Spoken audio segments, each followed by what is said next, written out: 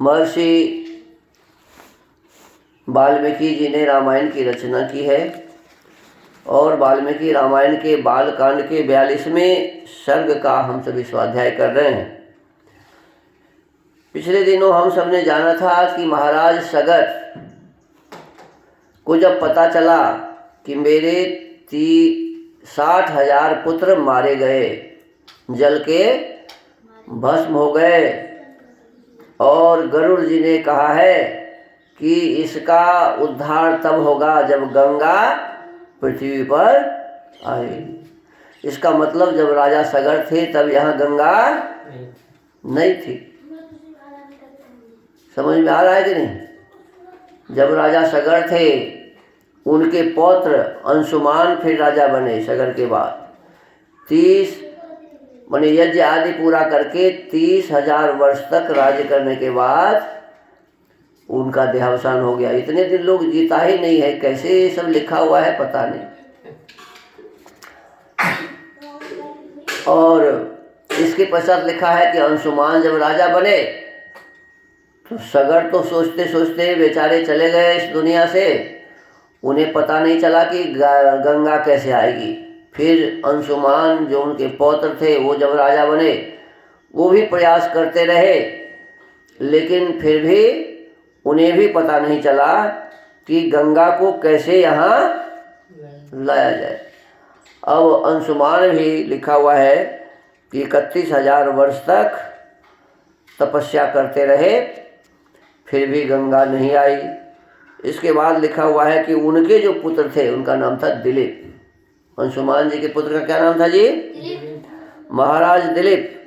कहते हैं दिलीप भी बहुत विचारते रहे, सोचते रहे गंगा को लाने के लिए, लेकिन फिर भी गंगा को नहीं ला सके। और एक समय ऐसा आया कि महाराज दिलीप भी इस संसार से 30,000 वर्ष तक राज करने के पश्चात रोग से पीड़ित होकर मर गए। अब राजा दिलीप के एक पुत्र थे, उनका नाम था भगीरथ। क्या नाम था जी? दिलीप जी का देहावसान हुआ तो उस गादी पर महाराज कौन बन गए?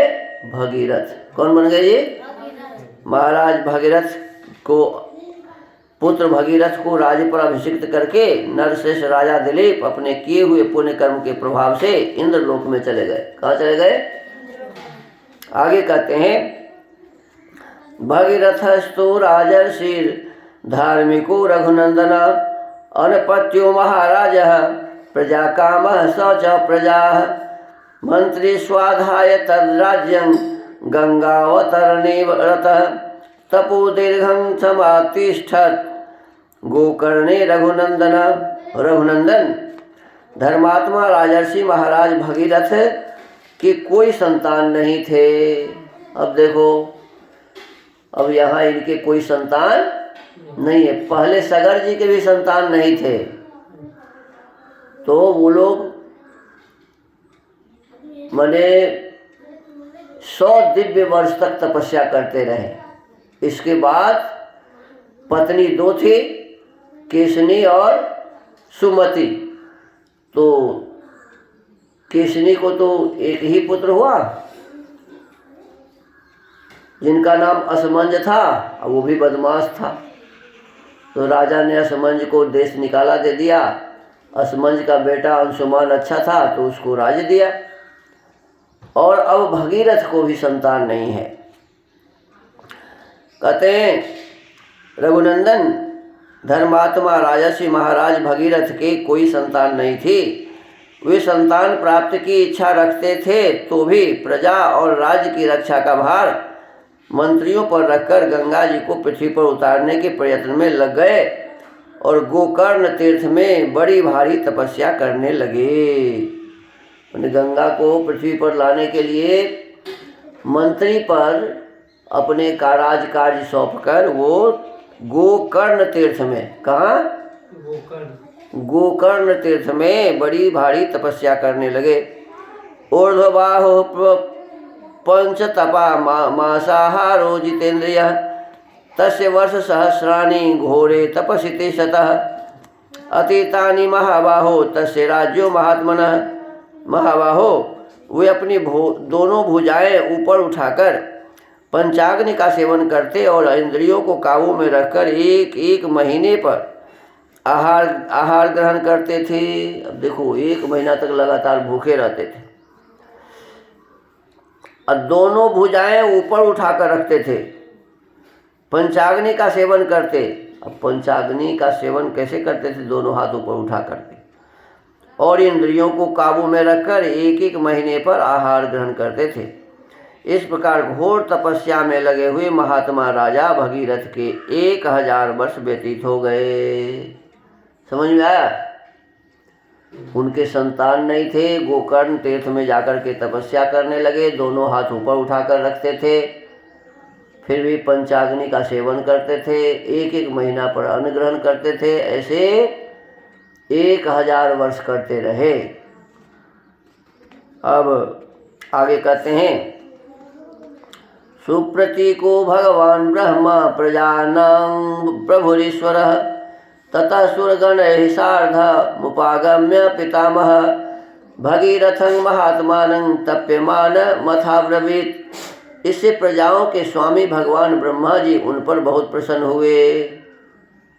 ये जो तपस्या कर रहे थे 1000 वर्ष तक किए, भूखे महीना भर भूखे रह कर, तो कहते हैं पितामह ब्रह्मा खुश हो गए। पितामह ब्रह्मा ने देवताओं के साथ वहां आकर तपस्या में लगे हुए महात्मा भगीरथ से इस प्रकार कहा। अब देखो, ब्रह्मा जी आकर के बात करते हैं, भगीरथ महाराजा प्रीतस्तेहं जनाधिप तपसा च सुतप्तेन वरं वरय सुव्रत। महाराज भगीरथ, तुम्हारी इस उत्तम तपस्या से मैं बहुत प्रसन्न हूँ। श्रेष्ठ व्रत का पालन करने वाले नरेश्वर, तुम कोई वर मांगो। क्या कहा? तुम कोई वर माने वरदान मांगो मुझसे। तमोवाच महातेजा सर्वलोक पितामहं भगीरथो महाबाहो कृतांजलि पुटः स्थितः।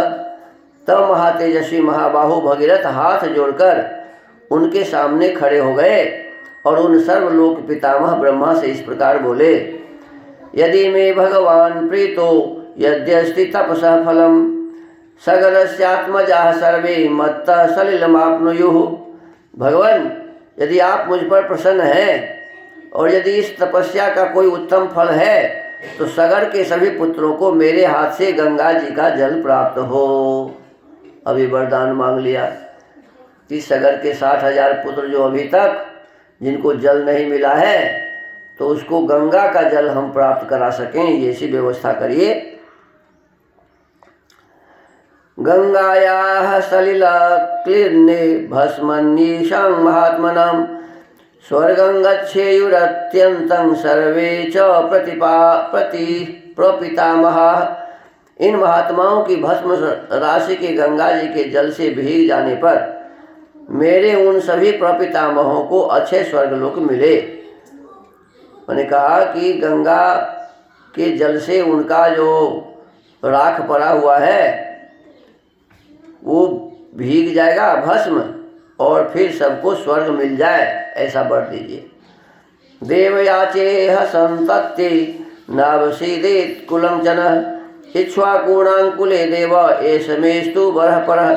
देव, मैं संतति के लिए भी आपसे प्रार्थना करता हूँ। और फिर साथ साथ मांग लिया कि मेरे तो पुत्र नहीं है, तो मुझे पुत्र भी प्राप्त हो, ऐसा आप कीजिए। हमारे कुल की परंपरा कभी नष्ट न हो। भगवान, मेरे द्वारा मांगा हुआ उत्तम वर संपूर्ण इक्ष्वाकु वंश के लिए लागू होना चाहिए।